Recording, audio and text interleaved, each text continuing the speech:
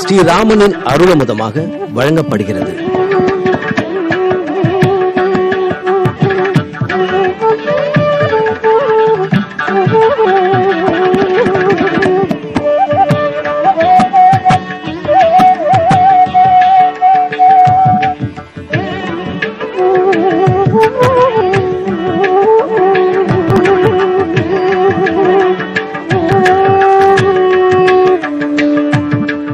நமः கோதண்ட ஹஸ்தாய சந்தீகிருத சராய ச கண்டிதாகில தைத்யாய ராமாய ஆபன் நிவாரணே. நமக்கு சம்பத்தான நன்மைகளத்தனையும் கொடுப்பவன் இராமன். ஆபத்துகளையெல்லாம் போக்குபவர் சீதாராமன். சிறுமுகைக்கு அருகே இருக்கும் இடுகம்பாளையம் அனுமந்தராய சுவாமி கோயில். இங்கிருக்கும் ராமனை தரிசிக்கப் போகிறோம். ஆஞ்சநேய சுவாமி மட்டுமே இத்திருக்கோயிலில் பிரதான தெய்வம்.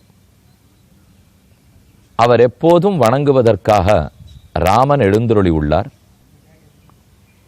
இந்த கோயிலுக்கு வருபவர்களையெல்லாம் ஈர்ப்பது அந்த ராமனின் பெயரை தாங்கியிருக்கும் தற்போது நீங்கள் தரிசித்துக் கொண்டிருக்கும் ஆலமரம். ஆலமரத்தின் வித்து சிறியதாக இருக்கும். ஆனால் அது பறந்து விரிந்து வளர்ந்த பிற்பாடு ஒரு சேனைக்கே நிழல் கொடுக்கிற அளவுக்கு பெரிதாக இருக்கும். ராமநாமம் 2 எழுத்து ராமநாமம், சிறு வித்து விதை. ஆனால் அந்த நாமத்தை நாம் சொல்ல சொல்ல அது பறந்து விரிந்து நமக்கு அனைத்து நன்மைகளையும் செய்யும். இது அறிந்துதானோ என்னமோ பக்தர்கள் எல்லாரும் ஸ்ரீராமஜெயம் ஸ்ரீராமஜெயம்னு எழுதி எழுதி இந்த மரத்தின் பச்சை இலைகளுக்கு பக்கத்தில் சிகப்பு இலைகளாக தொங்க விட்டுள்ளார்கள்.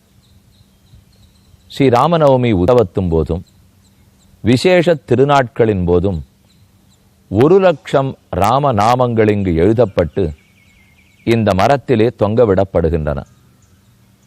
அந்த ஆண்டு முழுவதும் காற்றிலும் மழையிலும் பட்டு பட்டு அந்த செயற்கை இலைகள் உதிர்ந்து விடுகின்றன.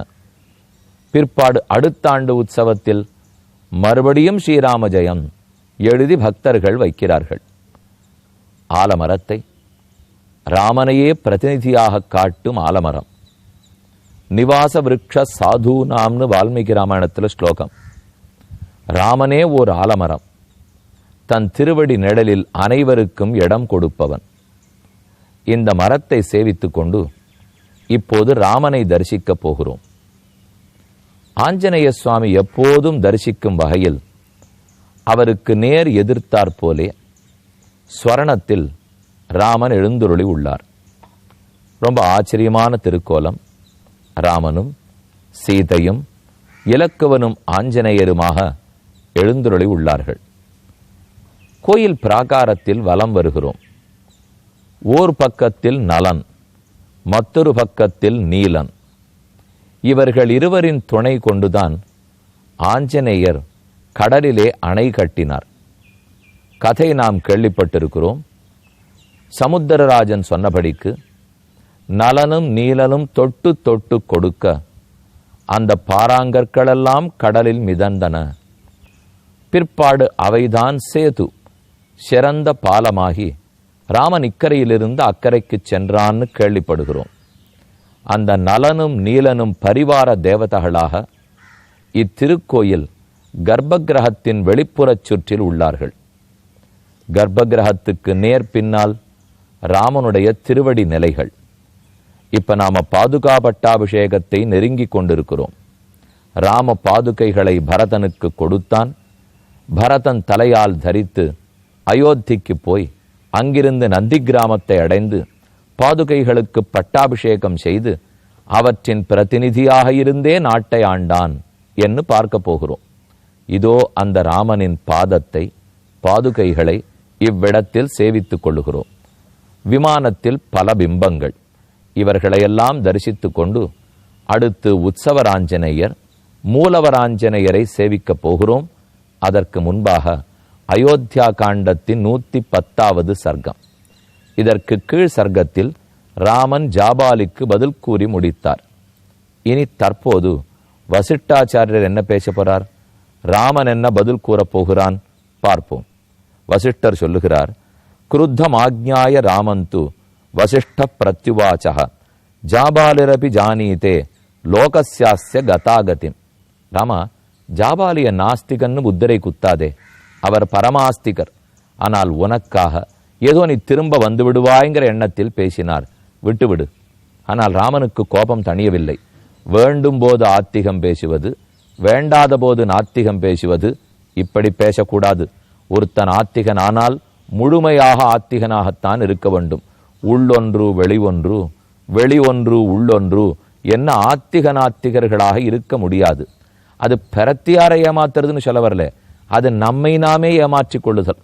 நாம் இன்ன விஷயத்துல நம்பிக்கையோடு இருக்கோம்னால் அந்த நம்பிக்கையின்படிதான் கடைப்பிடிக்க வேண்டும். ஆனால் அப்படி விட்டு ஆனால் இந்த நம்பிக்கை வெளியில தெரிஞ்சிடக்கூடாதுன்னு நினைச்சோம்னால் அப்போது பழுதுபட்டி போவோம். நமக்கே நம்மால் பதில் சொல்லிக் கொள்வதற்கு முடியுமா? ஆகவே எப்போதும் ஆத்திகனா இருந்திருக்கணும். ஏன் ஜாபாலி மாற்றி பேசினார் என்று ராமன் மறுபடியும் கோபத்தோடே கேட்டான். அதோடு பதில் கிட்டித்து. வசிஷ்டாச்சாரியர் கூறத் தொடங்குகிறார், ததஹ சமபவத் பிரம்மா ஸ்வயம்பூர் தெய்வத்தை சக. ராமா, உன்னுடைய குலத்தை பற்றி கூறுகிறேன். அந்த குலத்தில் யார் யாருக்கு மகனாக பிறந்திருக்கார்கள்னு சொல்றேன். இத்தனை தலைமுறை, கிட்டத்தட்ட 35 அரசர்கள், 35 தலைமுறைகள், இத்தனை தலைமுறைகளாக மூத்தவனுக்குத்தான் பட்டாபிஷேகம் நடந்திருக்கிறது. இளையவன் பண்ணி கொண்டது கிடையாது. அப்ப அந்த மரபனை மாற்றப் போகிறாயா? இதை ஒரு வார்த்தையில கேட்டிருக்கலாம் இல்லையா? ஆனா வசிஷ்டர் ராமன் உள்ளத்துல அது நன்னா படணுங்கிறதுக்காக முதல் இக்ஷ்வாகுலேருந்து ஆரம்பிச்சுட்டார். என்றிலிருந்து முதல் தலைமுறையே தான் பட்டாபிஷேகம் பண்ணி வருது பார் என்பதற்காக சொல்ல ஆரம்பிக்கிறார். ஆதி காலத்தில் பிரம்மா இருந்தார். பிரம்மாவினிடத்திலிருந்து மரீச்சி பிறந்தார். மரீச்சிக்கு கஷ்யபன் பிறந்தார். கஷ்யபனுக்கு சூரியன் பிறந்தார். சூரியனுக்கு மனு பிறந்தார். மனுவுக்கு இக்ஷ்வாக்கு பிறந்தார். இக்ஷ்வாக்குவுக்கு குக்ஷி பிறந்தார். குக்ஷிக்கு விகுக்ஷி பிறந்தார்னுட்டு வரிசையா பரம்பரை. இப்ப நமக்கெல்லாம் எவ்வளவு பேர் தெரியும்? எங்க அப்பா பேர் எனக்கு தெரியும், தாத்தா பேர் தெரியும், அதுக்கு மேல முத்தாத்தா பேர், ஏன்னா தர்ப்பணம் பண்ற, அதனால 3 பேர் தலைமுறை தெரியும். எல்லாம் சரி சுவாமி, அந்த தாத்தா பேரன்னு சொல்லும். அந்த தாத்தாவுக்கு தாத்தா சுவாமி, என் பேரே அப்பப்ப மறந்து போய்டுறது. இதுக்கப்புறம் நான் தாத்தாவுக்கு தாத்தா பேர் இல்லாம சொல்ல போறேன்னா சொல்லிக் கொள்ளும்படி இல்லை. அதனால் நாம் சொல்லிக் கொள்ளவில்லை. ஆனா ராமனை பொறுத்த வரைக்கும் ஓரொரு அரசனும் பெருமை பெற்றவன். ஒருத்தொருத்தனுடைய புகழும் திக்கெட்டும் பரவி இருந்தது. ஆகவேதான் விடாம வசிஷ்டர் சொல்லிட்டு வரார். ஒரு 2-3 ராஜாக்கள் பேரை மட்டும் சொல்றேன், ஏன்னா அவர் 35 பேரையும் சொல்லிட்டார். இத்தனை அரசர்களும் மூத்தவன் தான் பட்டாபிஷேகம் பண்ணிட்டு இருக்கான் பார், நீ அந்த மரபை மாத்தாதே. ஸ்ரீமான் குக்ஷி ரித்யேவ விஸ்ருதா குக்ஷேர் அதாத்மஜோ வீர விபுக்ஷிர் உதபத்யத விகுக்ஷஸ்து மகாதேஜாக பாணஹ புத்திர பிரதாபவான். விகுக்ஷிக்கு பாணன் பிறந்தான். பாணனுக்கு அனரண்யன் பிறந்தார். அனரண்யனிடத்தே பிற்பாடு பிருது மகாராஜா பிறந்தார்.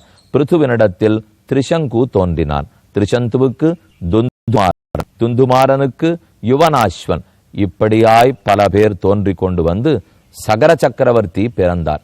அனைவரும் அறிவோம், சகரனுடைய 60,000 பிள்ளைகள். அந்த சாப விமோசனத்துக்குத்தான் கங்கா தீர்த்தமே பூலோகத்துக்கு வந்ததுங்கிறதே கீழே நிறைய கதையெல்லாம் நம்ம பார்த்துருக்கோம். விஸ்வாமித்திரர் ராமனுக்கும் லக்ஷ்மணனுக்கும் கதை சொல்லியிருக்கார். அப்ப சகரன், அவன் பிள்ளை அசமஞ்சஸ், அவனுக்கு அம்சுமான், அம்சுமானுக்கு திலீபன், திலீபனுக்கு பகீரதன், பகீரதனிடத்தே ககுத்ஸ்தன், ககுத்ஸ்தனிடத்திலே துரியோதனன். அதாவது காகுத்ஸ்து புத்திரஹ அபூது ரகு. ககுத்ஸ்தனுக்கு ரகு பிறந்தார். ரகுவுக்கு கல்மாஷபாதன், மேலே கல்மாஷபாதனிடத்தே சங்கணன், சங்கனிடத்தே சுதர்சனன். சங்கணசதி புத்திர அபூத் சூரஹ ஸ்ரீமான் சுதர்சனஹ. சுதர்சனனுக்கு அக்னிவர்ணன், அக்னிவர்ணனுக்கு சீக்கிரகன், சீக்கிரகனுக்கு அம்பரீஷன், அம்பரீஷனிடத்துல நகுஷன், நகுஷனுக்கு நாபாகன், நாபாகனுக்கு அஜன், அஜனுக்கு தசரதன், தசரதனுக்கு ராமன். என்ன இத்தனை பேர் வரிசை அவனவனுடைய பரம்பரையை கூறி அடுத்தடுத்தடுத்து மூத்த பிள்ளைதான் பண்ணி வந்திருக்கார் பார். நீ ஏன் மாத்த பார்க்கிறாய்? இக்ஷ்வாகூணாம் ஹி சர்வேஷாம் ராஜா பவதி பூர்வஜா. முன்னால் பிறந்த மன்னன் மூத்த மகனுக்குத்தான் பட்டம்ங்கிறது இக்ஷ்வாகு குலத்தின் மரபு. பூர்வஜே நாவர புத்திர ஜேஷ்டோ ராஜாபிஷிச்சே ச ராகவானாம் குலதர்மமாத்மன சனாதனம் நாத்திய விஹந்து மருகசி. இப்படிப்பட்ட குலதர்மத்தை ராமா நீ தகர்த்து விடாதே. ஆகவே நீ பட்டாபிஷேகம் பண்ணிக்கொள்ள வேண்டும். அடுத்து 111வது சர்க்கத்தில் வசிஷ்டாச்சாரியர் ஆணையே பிறப்பிக்கிறார். ஒரு மனிதனுக்கு மாதா தெய்வம், பிதா தெய்வம், குரு தெய்வம். உன்னுடைய பிதா இன்றில்லை, மரித்தார். மாதா பேச மறுக்கிறாள், நான் தான் குரு. அப்ப நான் தான் இப்ப உனக்கு தெய்வம். உனக்கு உடலை கொடுத்த பிதா மாதாக்களை விட அறிவை கொடுத்த நான் தான் உனக்கு முக்கியமான தெய்வம் தான் சொல்லுவார்கள். கரியான் ஞானத்தை கொடுத்திருக்கிற ஆச்சாரியன் எப்பவுமே உடல் கொடுத்த தாய் தந்தையர்களை விட உயர்ந்தவர். அப்ப நான் சொல்றேன் கேளு. புருஷசேக ஜாதஸ்ய பவந்தி குரவ சதா ஆச்சாரிய செய்வ காக்குத்ஸ்த பிதா மாதாச்ச ராகவ. நான் அந்த ஆச்சாரியன். பிரஜாம் ததாதிச்ச ஆச்சாரியா தஸ்மாத் ச குருருச்சியதே. குரு குருன்னு ஆச்சாரியனுக்கு ஏன் பேர்? கு இருட்டு, ரு ஓற்றவர், இருட்ட ஓற்றவர். அறிவின்மையாகிற இருட்டை ஓட்டி அறிவாகிற விளக்கை கொடுத்தவன் நான். அப்ப நான் சொல்றபடிக்குத்தானே நீ கீட்டாகணும். இப்ப சொல்லுகிறேன். சதேகம் பிதுராச்சாரியா தவச்சைவ பரந்தப மமத்வம் வச்சனம் குருவன் நாதிவர்த்தேஹே சதாம் கதிம். என் பேச்ச மீறாதே. மற்றொரு கோணத்தில் பார். உன் தாய் கிழவி, மூத்தவள். இனி அவளால் உன்னை பிரிந்து தாங்க முடியாது. நீ தொண்டு செய்வதை எதிர்பார்த்து கொண்டிருக்கிறாள். அதற்காகவாவது வா. விருத்தயா விருத்தாயா தர்மசீலாயாக மாதுர் நார்க்கஸ் அதிவர்த்தித்தும் அஸ்யாகி வச்சனம் குர்வன் நாதிவர்த்தேகே சதாம் கதிம். சத்துக்களுடைய மார்க்கத்தை மீறாதே. உன் தாய் சொல்லை தட்டாதே. திரும்பவா என்று பல படிகளிலும் வசிஷ்டாச்சாரியர் சொன்னார். ராமன் அதையும் கேட்பதாக இல்லை. கேட்பதாக இல்லைனால் தான் பிடித்த பிடிவாதம்னு ராமன் பேசவில்லை. நான் தர்மத்தை கூறுகிறேன். தர்மத்தை மீறி நீர் வேற என்ன காரணம் சொன்னாலும் அதை ஏற்றுக்கொள்ள மாட்டேன். நான் ஆச்சாரியன் கேளு, அம்மா பாசம் கேளு, தம்பி பாசம் கேளு, எதவனா சொல்லும். இது தர்மம்னு இருந்துட்டால் அப்ப இந்த இத்தனை பாசத்தையும் தாண்டித்தான் தர்மம் நிலை பெற வேண்டும். அந்த தர்மத்தை சொல்றேன் கேளும். என் மாதா பிதரோ விருத்தம் தனையே குருத்த சதா ந சுப்ரதிகரம் தத்து மாத்ரா பித்ராச்ச யத்கிருத்தம் சகிராஜா தசரதா பிதா ஜனயிதா மம.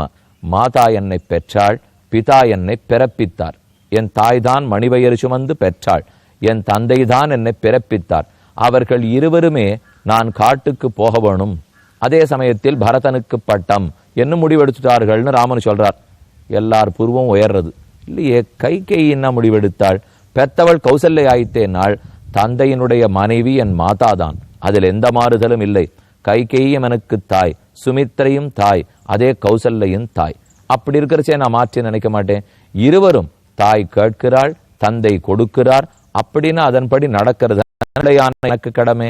ஏவமுக்தேன ராமேண பரத பிரத்யனந்தரம் உவாச்ச விபுலோரஸ்கா சூதம் பரமதுர்மனாக இகது ஸ்தண்டிலே சீக்கிரம் குஷானாஸ்தர சாரதே ஆரியம் பிரத்யுபவேக்ஷாமி யாவன்மே சம்பிரசீததி. உடனே பரதன் சொல்றார், ஹே சுமந்திரா, இப்ப நான் ராமனுக்கு முன்னே உட்கார்ந்து அவன் மேலே காட்டுக்கு போகக்கூடாதுன்னு தடுக்க போகிறேன். தர்பப்பாயை விரி, இங்க அமர்ந்து. இந்த நாட்கள்ல தரணான்னு சொல்றோம் பாருங்க, அதைத்தான் பண்ண போறேங்கிறான் பரதன். இதை ராமனை மேற்கொண்டு போக விடாம நான் தடுக்க போறேன். உட்கார்ந்து விட்டார். ராமன் என்ன செய்வதுன்னு யோசித்தான். சட்டன் அவனுக்கு கூத்து பதில் பேசுறார். பிராமணஹா ஹேக பார்ஷ்வேன நரான் ரோத்து மிகார்கதி கிம்மாம் பரத குருவாணம் தாத்த பிரத்யுபவேக்ஷசே. ஹே பரதா, உனக்கு இதை செய்வதற்கு தகுதி இல்லை. ஒருத்தர தர்பப்பாய் விரித்து அமர்ந்து கொண்டு மேல போகாதேன்னு சொல்லக்கூடிய தகுதி அப்படின்னா தர்ணா பண்ணணும், நகரக்கூடாதுன்னு சொல்லணும்னால் அது அந்தணர்களுக்கு மட்டும்தான் விதிக்கப்பட்டது. அத்திரி அரசர்களான நாம் அதை செய்வது கூடாது. மறுத்துட்டார் ராமன். மறு பேச்சு பரதனால பேச முடியல. உடனே பாயை சுட்டிட்டு எழுந்துட்டான். தர்மத்தை மீறி நடக்க முடியுமா? போய் தண்ணீரை தொட்டான். ராமனை பார்த்து அப்போது புது சூழ், இப்போது புது சபதம் பண்ணுகிறான். நயாஜே பிதரம் ராஜ்யம் நானுஷாசாமி மாதரம் ஸ்ருண்வந்துமே பரிஷதா மந்திரண ஸ்ருணியஸ்ததா. நான் கூறுவதை அனைவரும் கேட்கட்டும், மந்திரிகளும் கேளுங்கள். நான் காட்டுக்கு போகிறேன். 14 ஆண்டுகள் ராமனுக்கு பதில் இருக்கிறேன். நாட்டை ஆளமாட்டேன். ராமன் திரும்பி போகட்டும். காட்டுக்கு தானே செல்ல வேண்டும். என் தாயின் ஆசைப்படி நான் காட்டுக்கு போகிறேன். ராமனுக்கு பிரதிநிதியாக நான் செல்லுகிறேன். இப்படி சூழறத்ததை கேட்டவுடனே எல்லாருக்கும் பகு ஆச்சரியம். இப்படியுமா ஒரு பிள்ளை சொல்லுவான்? ராமன் கடைசியா சொல்றார், கவலைப்படாதே. விக்ரீதம் ஆகிதம் கிரீதம் யத் பிரித்ரா ஜீவிதா மம ஜானாமி பரதம் க்ஷாந்தம் குரு சத்கார காரணம் சர்வமேவாத்திர கல்யாணம் சத்யசந்தே மகாத்மனி. கவலை வேண்டாம் பரதா, திரும்ப நாட்டுக்கு போ. நீ சொன்ன சூழின்படி 14 ஆண்டுகள் கழித்து நான் திரும்ப வந்து உன் பிரதிநிதியாக நானே நாட்டை ஆள்கிறேன். அந்த உறுதி இப்ப தரேன்னு ராமன் சொல்றார். அப்புறம்தான் மூச்சே விடத் தொடங்கினான் பரதன். இனி என்ன நடக்கிறதுன்னு பார்ப்போம்.